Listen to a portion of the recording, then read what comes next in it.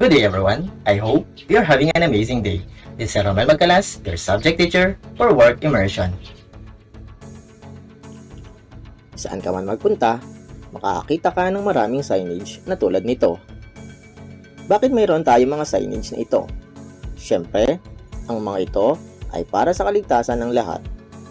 Ayon sa Department of Labor and Employment o DOLE, ang Work Immersion ay isang mahalagang bahagi ng K-12 program sa ganap na pagsasakatuparan ng layunin nito na makabuo ng mga job-ready graduates na may kasanayan sa industriya. Gayon din, mariing pinaninindigan nito na habang ang work immersion ay nag-aambag sa ganap na pagsasakatuparan ng mga layunin ng K-12 program, ang kaligtasan, kalusugan at moral ng mga mag-aaral ng senior high school, lalo na ang mga wala pang 18 years old, ay dapat na isang pangunahing bagay na dapat isaalang-alang. Kaya naman, bilang isang work immersion student na magiging empleyado o magiging isang employer o isang negosyante sa lalong madaling panahon, dapat mong matutunan ang araling ito, safety in the workplace. To learn about this, let us be familiarized with what occupational safety and health standards is. Binuo ito noong 1978 bilang pagsunod sa mandato ng Constitution na pangalagaan ang panlipunan at pang-ekonomiyang kagalingan ng mga manggagawa, gayon din ang kanilang pisikal na kaligtasan at kalusugan. The Department of Labor and Employment under Article 162 of the Labor Code of the Philippines, ang occupational safety and health standards ay pinapahayag para sa gabay at pagsunod ng lahat ng kinauukulan. This body of rules and regulations is referred to as standards. Occupational safety and health standards aims to protect every working man and woman against the dangers in injury, sickness, or death through safe and healthful working conditions, thereby assuring the conservation of valuable manpower resources and the prevention of loss or damage to lives and properties, consistent with national development goals and with the state's commitment for the total development of every workers as a complete human being. Here are some definitions you also have to understand. Number 1. Employer includes any person acting directly or indirectly in the interest of an employer in relation to an employee, and shall include government-owned or controlled corporations and institutions, as well as non-profit private institutions or organizations. Number 2. Employee shall mean any person hired, permitted, or suffered to work by an employer. Number 3. Safe or safety shall refer to the physical or environmental condition of work or employment which substantially comply with the provision of these standards. Number 4. Health shall connote a sound state of the body and mind of the worker, which enables him to perform his job normally in a state of well-being.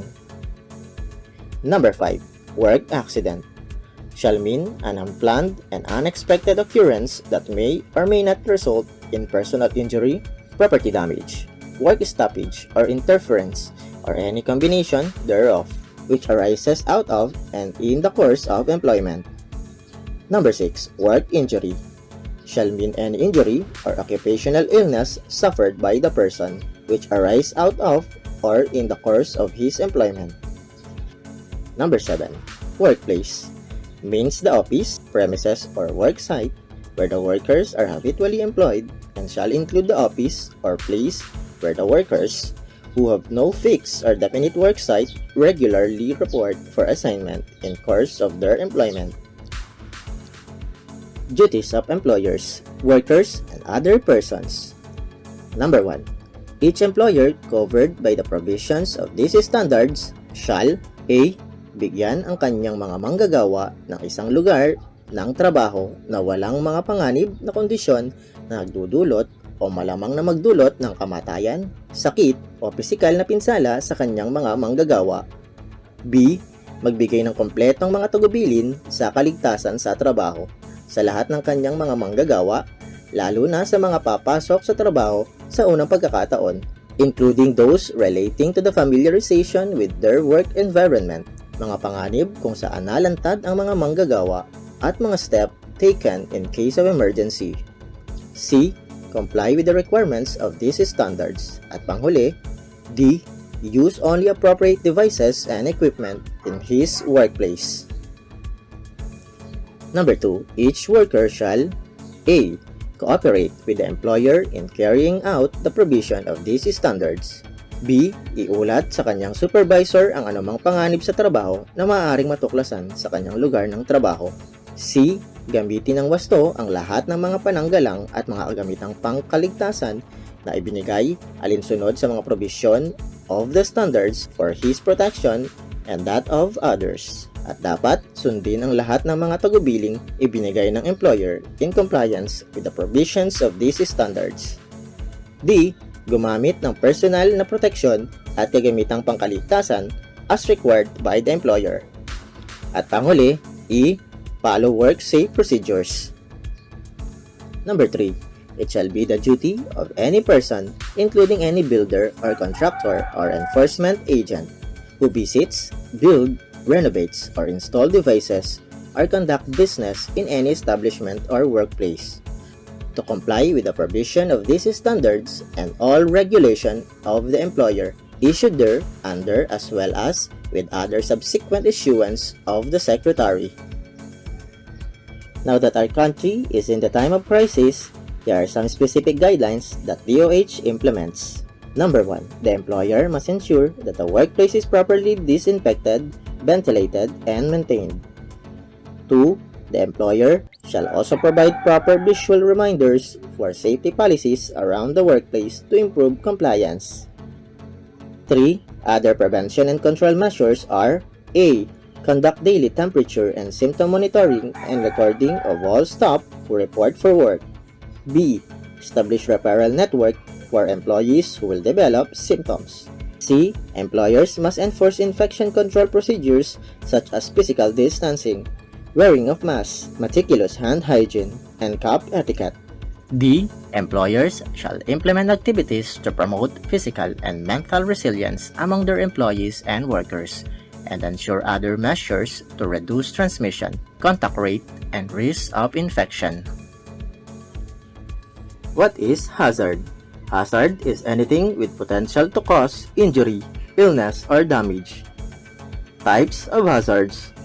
Number 1. Physical hazards.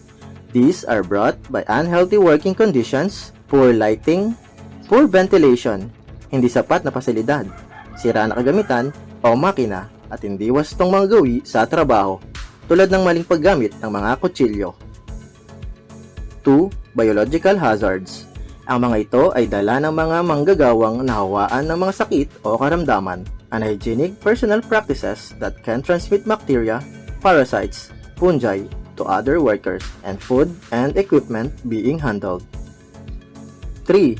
Ergonomic hazards. These are brought by poor posture kapag nagtatrabaho ng mahabang panahon ng pagtayo, pagyuko, pagtulak, pagbubuhat, carrying that can cause body stress, pananakit ng kalamnan, pinsala sa likod, pamamanhid ng mga kamay, paa at iba pang bahagi ng katawan. 4. Psychological hazards. Ang mga ito ay dala ng sobrang stress mula sa trabaho na maaaring magdulot ng mental-emotional strains, pagkabalisa, depression, losing focus on one's work and others. When potential hazard is discovered, what does an employee need to do? Siguraduhing alam ng bawat individual sa lugar ng trabaho ang problema. Ipaalam o abisuhan ang iyong supervisor. Maliban kung ikaw ang supervisor, then get going on that safety committee plan. Gumawa ng follow-up, informing about the hazard is not an assurance that problem is resolved. Maliban kung gagawa ka ng mga follow-up. At panghuli, record or file any reports or documents about the problem. Ang pagtukoy sa panganib ay hindi lamang ang paraan para maging ligtas ang lahat. Ikaw at ako ay kailangang panatilihing malinis ang ating sarili, panatilihing malinis ang pagkain, at panatilihing malinis ang lugar ng trabaho. A. To keep oneself clean. 1. Magugas ng kamay ng maigi. 2. Panatilihing maiksi at malinis ang mga kuko sa daliri. 3. Palaging magsuot ng PPE habang nasa trabaho. 4. Wear mask anywhere and anytime. 5. Remove all accessories before working. B. To keep the food clean. 1. Huwag kailanman humawak ng pagkain kapag mayroon kang mga sugat, hiwa at impeksyon. 2. Pinakamainam na gumamit ng malinis at sanitized na guwantes sa lahat ng oras upang mabawasan ang pagkakadikit ng kamay sa pagkain. 3. Refrigerate food, lalo na ang mga nabubulok. 4. Itago ang pagkain sa malinis na lalagyan na may takip. 5. Hugasan ng maigi ang mga prutas at gulay bago gamitin. 6. Suriin ang pagkain at mga lalagyan para sa anumang posibleng kontaminasyon. 7. Linisin ng regular ang mga lalagyan ng mga sangkap. 8. Sundin ang patakaran ng first in, first out. Those stored earlier should be used first before those stored later.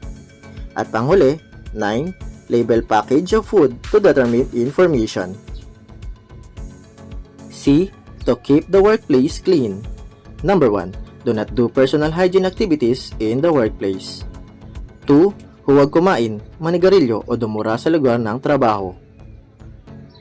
3. Huwag umupo sa mga kagamitan o work table. 4. Keep the surrounding areas free from dirt and disorganization. And last, 5. Follow the Japanese philosophy of good housekeeping. Seiri, tidiness o kalinisan. Itapon ang lahat ng basura at hindi na ugnay ng mga materyales sa lugar ng trabaho. Seiton, orderliness or kaayusan. Set everything in proper place for quick retrieval and storage. Seiso, cleanliness o kalinisan. Clean the workplace. Everyone should be a janitor. Seiketsu, standardization. Standardize the way of maintaining cleanliness. And last, Shitsuke, discipline o disiplina. Practice 5S daily. Make it a way of life. It also means commitment.